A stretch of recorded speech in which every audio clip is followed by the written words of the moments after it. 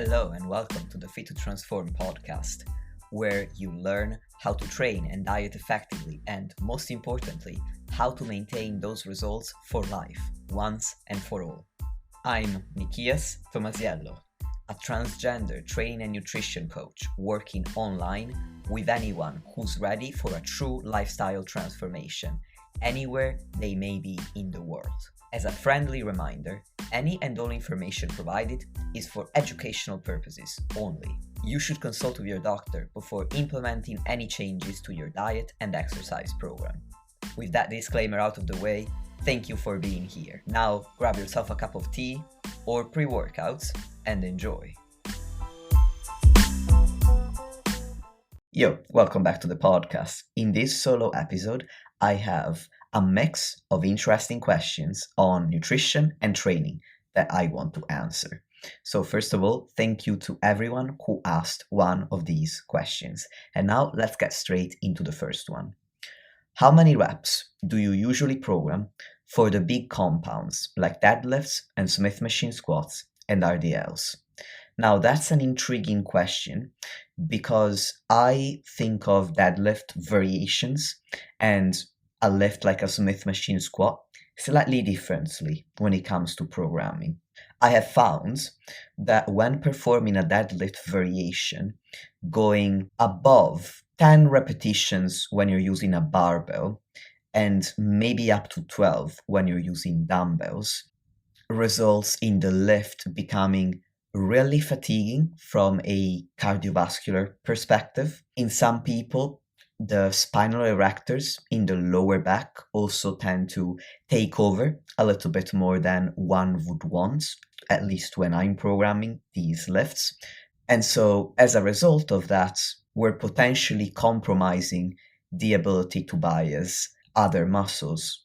And I normally program Romanian deadlifts or RDLs to bias the glutes primarily as well as the hamstrings. And I program stiff-legged deadlifts to bias primarily the hamstrings, and the glutes will contribute as well. So if the cardiovascular system starts to become the limiting factor, or if you're really feeling it in your lower back, those are the limiting factors over the target muscles, which is not ideal. So I normally, therefore, cap reps for these lifts, these deadlift variations, at around 10 repetitions if using a barbell, up to 12 if using dumbbells. Now, when it comes to a Smith machine squat, I haven't found the same issues to present themselves, so I would program up to 20 repetitions on a Smith machine squat. However, it would depend also on the position of the exercise during the week and within a single training session.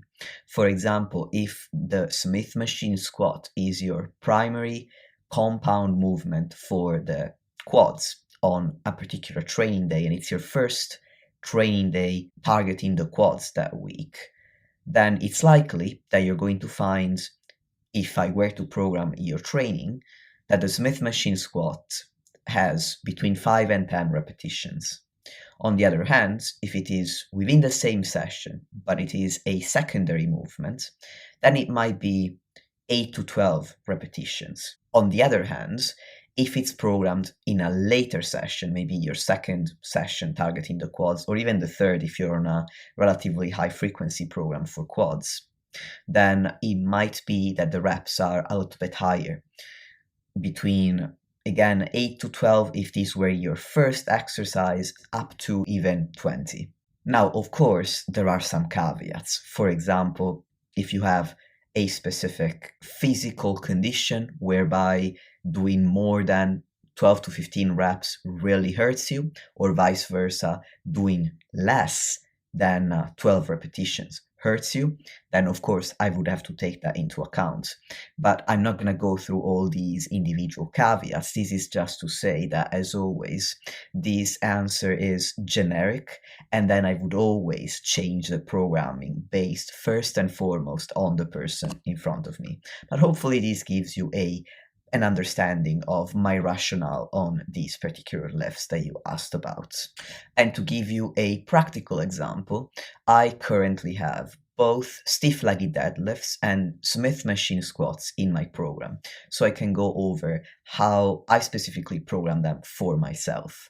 Now, the stiff legged deadlift is my primary compound movement for the hamstrings and the glutes on the first day that I train these muscle groups in a week, which at the moment is my second training session out of 5. As a result, I keep it to 5 to 10 reps. Whereas the Smith machine squats, at the moment, it's my secondary compound lift, I believe. Yes, off the top of my head, it's my second main compound lift on my first day, targeting the quads, which is my third training session out of 5. And so I am doing between 10 and 12 repetitions at the moment. All right, moving on to the next question. How short can my warm-up be and still be effective? Now, first of all, if you haven't already, I actually recorded a whole solo episode on warm-ups for resistance training specifically, so I would check that one out. Having said that, if you are really short on time, first off, let's divide the warm-up into the generic warm-up that you would want to do just as a general way of preparing the body for movement in general. And then the second component of a warm-up would be the specific warm-up, which is the warm-up that you do to prepare the body for the very specific type of exercise you're going to do. So of course, this is going to be different if you're preparing for a run versus for a resistance training session. So as far as a general warm-up goes, or the generic warm-up component goes, I honestly just walk to the gym. It takes me, depending on the gym I go to, because at the moment I go to 2 different ones, one walk takes me about 10 to 15 minutes and the other takes me around 18 minutes. So that's plenty of time for me to warm up my entire body. If you drive to the gym, then you could just jump on the treadmill for 5 to 10 minutes tops and you have that part taken care of. Now, if you can only do one of the two warm-up components, I would skip the generic warm-up and I would go straight into the specific warm-up, which can look like, if you have no particular physical conditions that you need to warm up for, it could be as simple as one warm-up set for at least the first exercise that you are doing for a certain muscle group, or if you're really short on time, just the very first exercise in your session. If, on the other hand, you do have some physical conditions to look after, then I would strongly recommend to still perform at least one warm-up set for the first lift for the muscle group that you're training that day, or the first lift in the whole session. And then on top of that, any warm-up that you may need to do for specific joints. So if you need to warm up your shoulders or your elbows or your knees or hips, do not skip those parts. The basic principle is do not skip what you know that you need to do to keep yourself healthy and lifting for as long as possible without injury. Question number 3. How to track body weight if you have a period? In other words, I can't tell if I'm seeing progress or just typical fluctuations. Now, excellent question. I have a whole episode on how to use the scale to track progress where I also cover this. That's episode 30, how to use the scale as a tool for fat loss and muscle gain. But I'm not just going to refer you to the podcast, I am going to give you an answer as well. And that's what I would do. When I have a client with a period who has noticeable scale weight fluctuations at some point during their cycle, this could be PMS, it could be the first few days of their periods, or the whole period, or it could be both sometimes. Then what I do is I compare apples to apples. So instead of comparing weekly fluctuations, week to week, I will take the week of the period and compare body weight to the following period and the previous period. So if the goal is to lose body fat and in January 2024, you are 155 pounds, and then during your PMS week, so let's assume that you're 155 pounds during PMS. Now, a month later, you get to around PMS time again, and you're 154 pounds. That's a pound difference between the two. To me, that's progress towards fat loss. Vice versa, if the goal is weight gain and you're 154 in a PMS week in one cycle and 155.5 in the following cycle, that's progress towards weight gain. What's really helpful in this situation is to track your period and the related body weight fluctuations for several months. Because when I have a client just starting out, I'll tell them straight up, once we get to your first cycle, I will have no idea what's going to happen. And you don't either, because you've never done it before. You've never tracked your period before. So during the first and second cycles, I normally just observe and take notes. By the third cycle, I'm able to start noticing a pattern, if there is one to be noticed, because cycles are so individual that sometimes it takes a little bit longer to notice a pattern.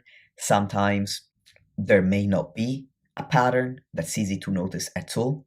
And other times I get the pattern right away because the person is that regular. So track your own cycle, give yourself at least 3 months, if not longer, of data collection, and it will get easier to figure out your own pattern. Question number 4. Is it normal for limbs to grow at different rates? Yes, because humans are asymmetrical. So the majority of people will find that one limb is slightly stronger than the other. So for example, you might find that with your right arm, you can do 12 reps with 10 kilograms when doing a bicep curl, and you will be hitting failure. Whereas with your left arm, because I said right, with your left arm, same exercise, same weight, but you can only do 10 reps and then you hit failure. So what I normally recommend is to figure out which limb is weaker, start with that limb, and perform as many reps with the weight that you selected to hit your programmed rep range to your programmed intensity of effort, and then log your reps, your weight, and the intensity of effort that you hit. And then I recommend repeating the exact same performance, same weight, same reps, with the stronger limb, even if your intensity of effort is lower, because this gives a chance to the weaker limb to catch up over time. With one exception, which is when the disparity between limbs is really, really pronounced. So it may be visible. I have a client who, Corey, shout out to Corey. He has a calf that's visibly bigger than the other. We've taken measurements for months and they are obviously different. And I have my client Riz, shout out to Riz, who has a pectoral muscle who's noticeably weaker than the other. So in these cases, I would do a bit more volume for the weaker side so that it catches up a little bit more quickly. So I wouldn't just start with it. I would actually throw in a few more sets for the weaker side than for the stronger side. Question number 5 is a question on nutrition. Where to eat if I'm eating out a lot? Now, the person asking this question didn't clarify whether they meant that they are in a fat loss phase or maintenance or in a surplus, but I am going to assume that we're talking about a calorie deficit, because a calorie deficit is the smallest calorie budget you'll ever have, so it is the most challenging. So it makes sense to cover this, because then all of these suggestions are transferable to maintenance and a surplus as well. Now, what I want to do with this question is give general advice that has nothing to do with specific restaurants, And then I'm going to recommend a couple of restaurants in the UK and in America because that's where the majority of my clients live. So, in terms of general advice, if you're eating out a lot, you want to choose a restaurant or a fast food joint where you can prioritize protein and vegetables. For example, if possible, I wouldn't go for an Indian restaurant because they rely very heavily on carbohydrates and fat, especially carbohydrates with rice, naan bread. And while there's nothing bad about carbohydrates per se, if you can't make protein and vegetables a large component of your meal, then you're going to be low in your protein for the day. And carbohydrates and fats, especially at restaurants, are usually served in relatively large portions, which also means that you will have a lower protein intake, a lower vegetable intake, and you'll hit a higher amount of calories potentially than your target is. Or you'll have to eat very, very tiny portions to be able to moderate the amount of calories that you're eating. So I would choose a place where they definitely serve some mains with protein and vegetables. I would choose a place where you can customize your order. For example, places like Subway, where you can make your own sandwich, or Chipotle in America, when you can make your own chicken bowl. Those are excellent. If you are tracking your calories, if you have access to places where they provide the calorie information and potentially the macronutrient information on their website or on their menu, that's also great. Not because it will be especially accurate. We know that the calories provided by restaurants aren't all that accurate, but at least you're going to have a ballpark of what you're eating. If you're not tracking your calories, or if you are, but you simply don't have access to this kind of information, then prioritize places where the ingredients used are minimally processed foods. So lean protein sources like chicken breast, turkey breast, egg whites, vegetables cooked with minimal condiments. So steamed vegetables, grilled vegetables, boiled vegetables, or at the very least, places where if you asked for these modifications, they would be accommodated. Now, in terms of specific places to eat in the UK, for fat loss specifically, Pho Cafe is fantastic. They have a menu whereby the majority of the mains contain between 3 and 500 calories, which can literally accommodate anyone, because I'm 5 foot tall and my calorie budget when I'm dieting for fat loss is relatively low at 1500 calories, and 300 calories is really not all that much for a meal out. And I believe their soup is around 3 to 400 calories with a decent amount of protein as well. So definitely Pho if you are in the UK. But also, Nando's is great because every single one of their non-plant-based mains includes chicken and therefore quite a large amount of protein in the realm of at least 20, but most likely 30, 40 plus, which is just amazing.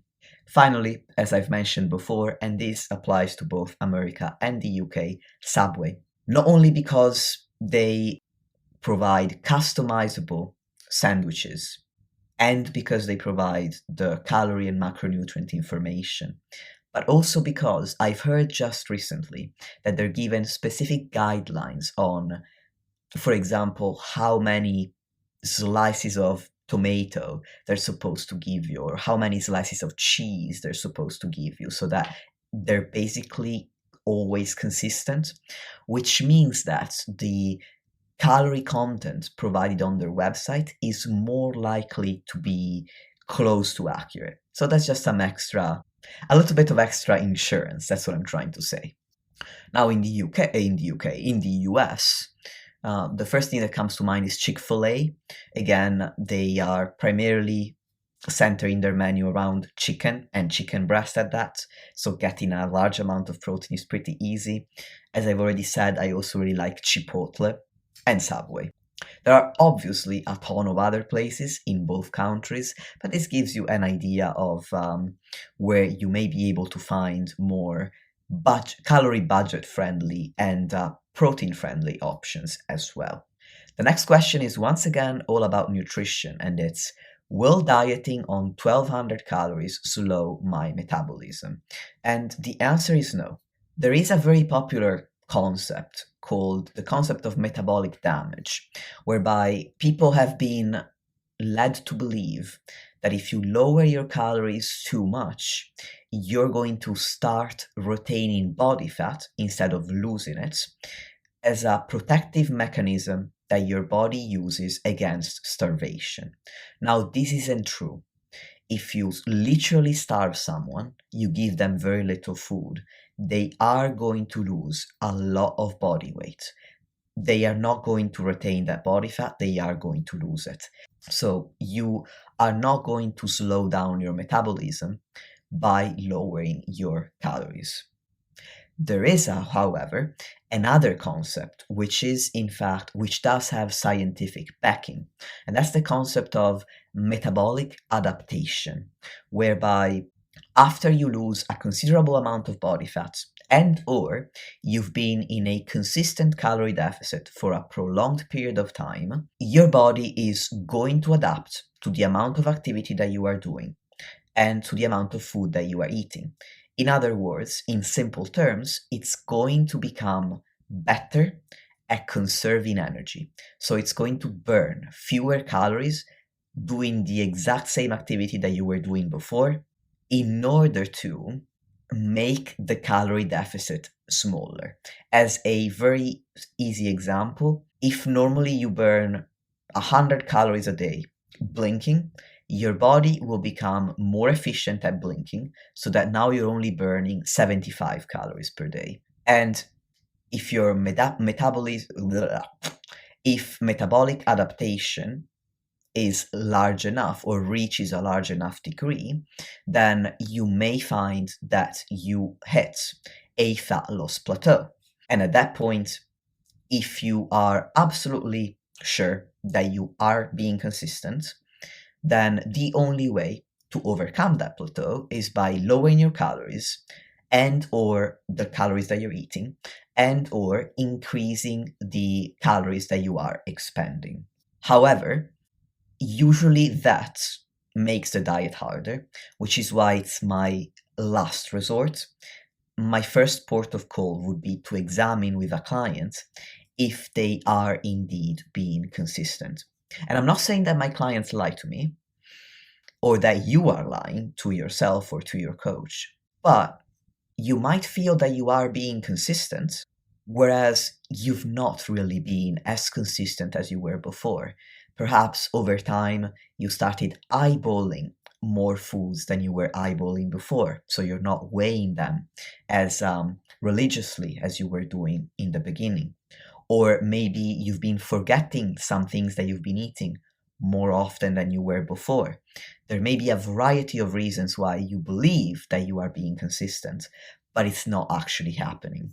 So first and foremost, I would review your ability to be consistent with the diet as well as your physical activity. And if you are 100% sure that you have no issues there, then I would consider metabolic adaptation. But in answer to the original question, no, you're not going to slow your metabolism by dieting on 1200 calories or even less. And if you have to lower your calories, you do not have to worry about metabolic damage.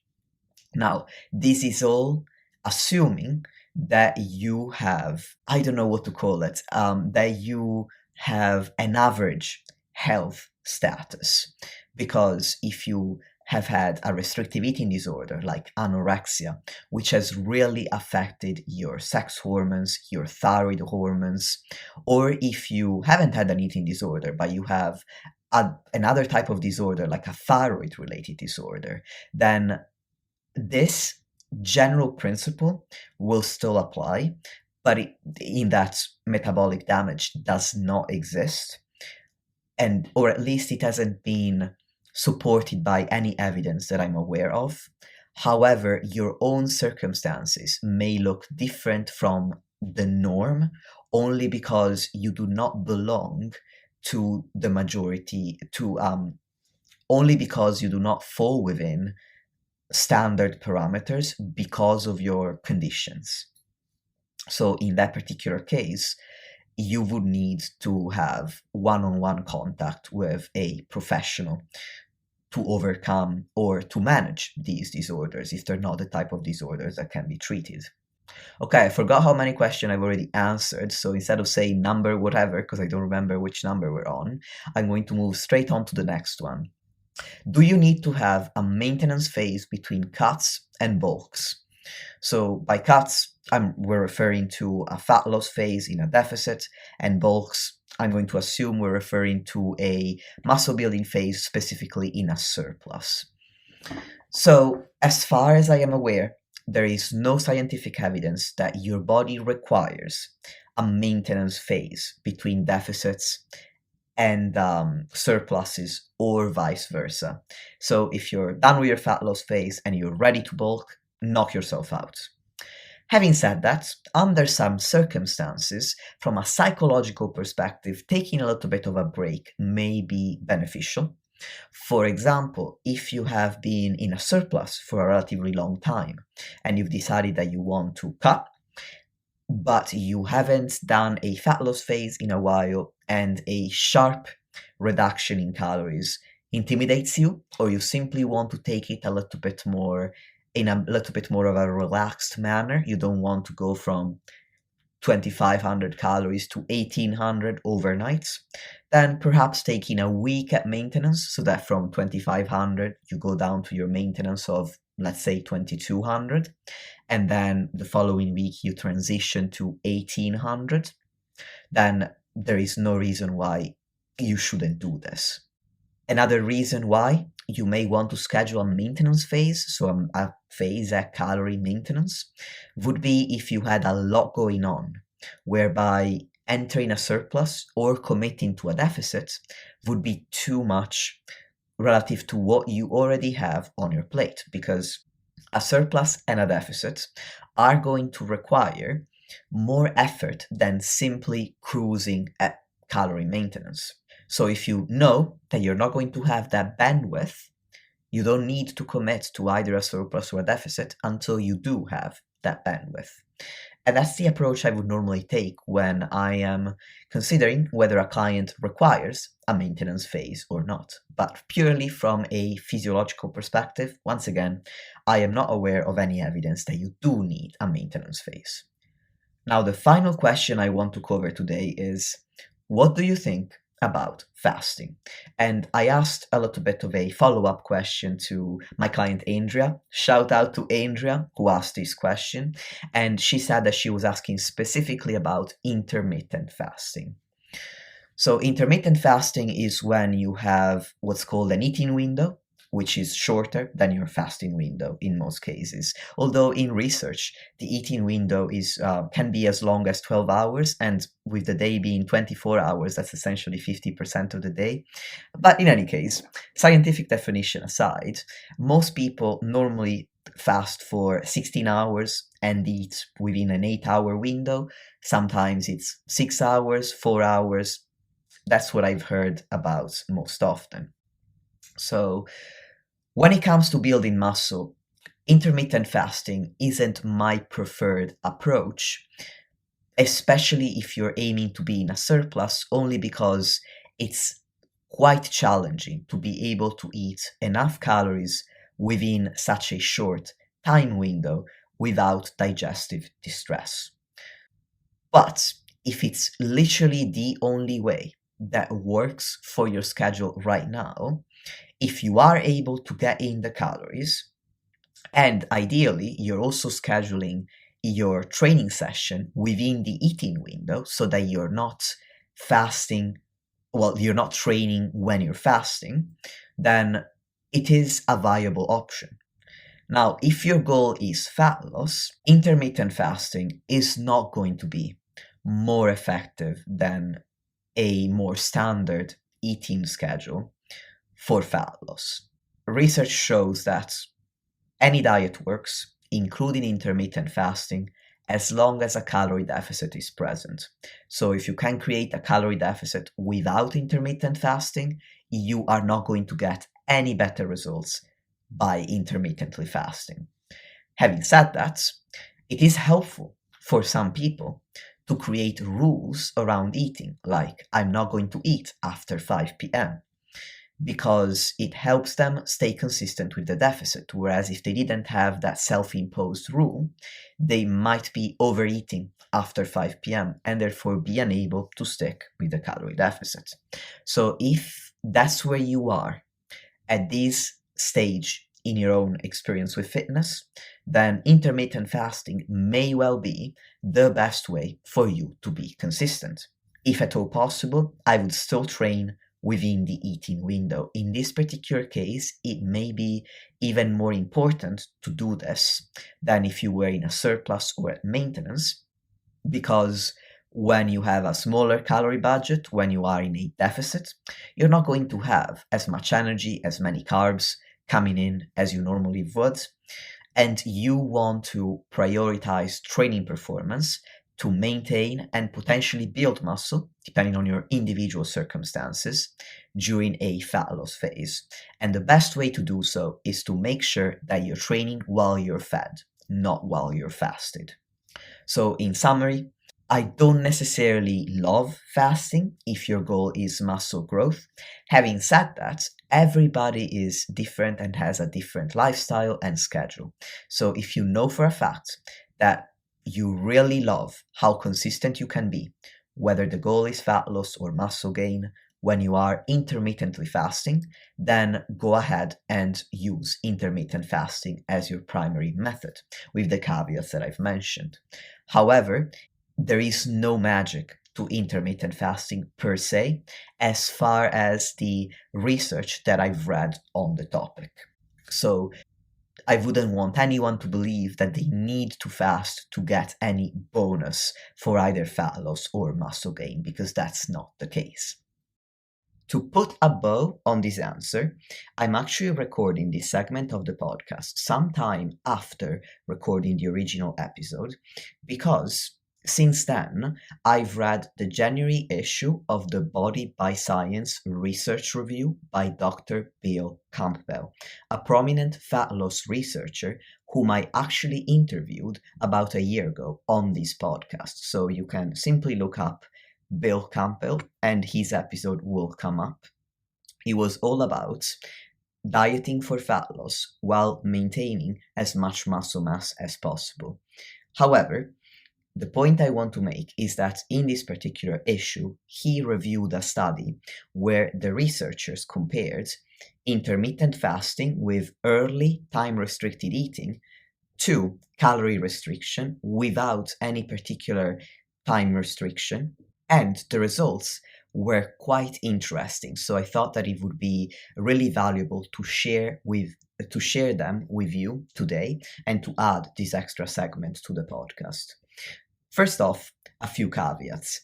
It was only one study. It was done on participants who were at an elevated risk of developing type 2 diabetes in their late 50s, and all these participants were classified as having obesity. In addition to that, they used a very specific intermittent fasting protocol, which I'm going to discuss. And this is to say that if you use a different protocol, because this was only one study, we can't say for sure that different intermittent fasting protocols will have exactly the same outcome. Having said that, the researchers divided the subjects into 3 groups, but I'm only going to talk about 2 because only 2 were in a calorie deficit. There was a group whereby they followed an intermittent fasting with time-restricting feeding approach. In other words, on 3 non-consecutive days out of the week, these subjects were eating between 8 a.m. and noon, They were then fasting for 20 hours from noon onwards. And when they were eating in this 4-hour window, they were consuming 30% of their calculated baseline energy requirements, or 30% of their calculated maintenance. So they were in a 70% calorie deficit on these 3 non-consecutive days out of the week when they were also fasting. For the remainder of the week, they were instructed to eat their regular diet, the one that they were following before the study, which yielded maintenance calories. So over the course of a week, on average, they were in a 30% calorie deficit. In addition to that, when they were performing the early time-restricted eating followed by fasting protocol, so on those 3 days, they were given meal replacements between 8 a.m. and noon by the researchers themselves.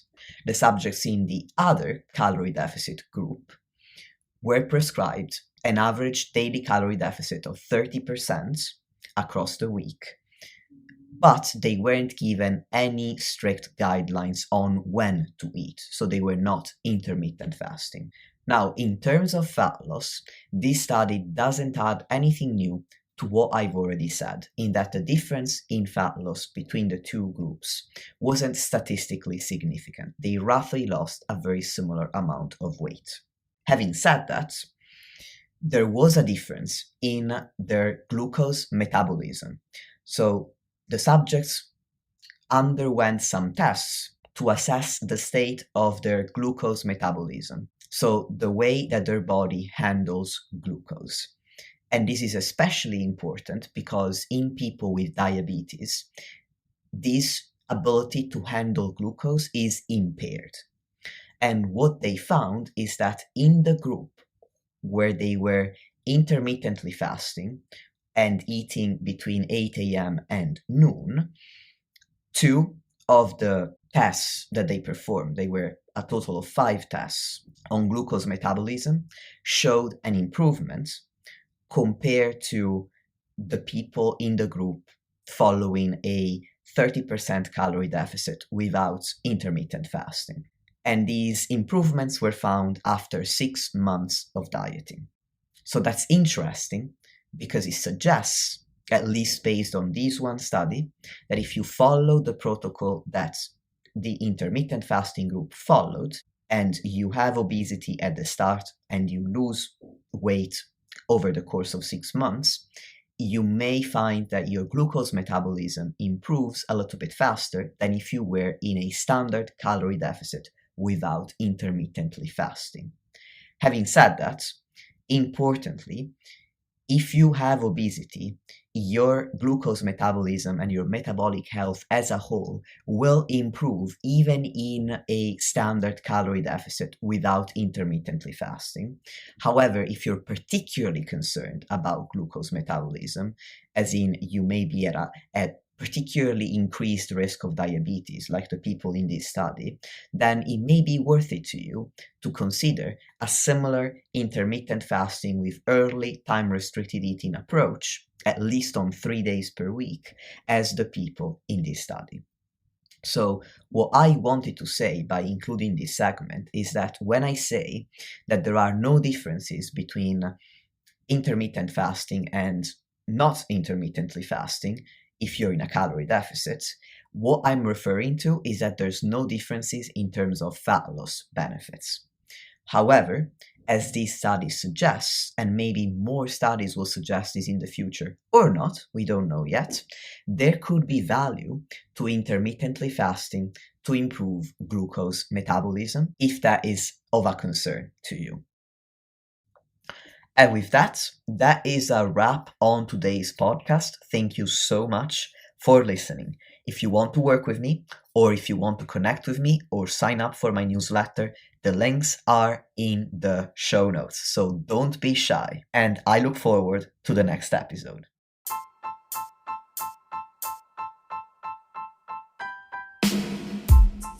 Lastly, if you want to support the podcast and help me reach more people, please leave a 5-star rating or review on any podcast platform that you're using. Thank you very much for listening, and I'll speak to you soon.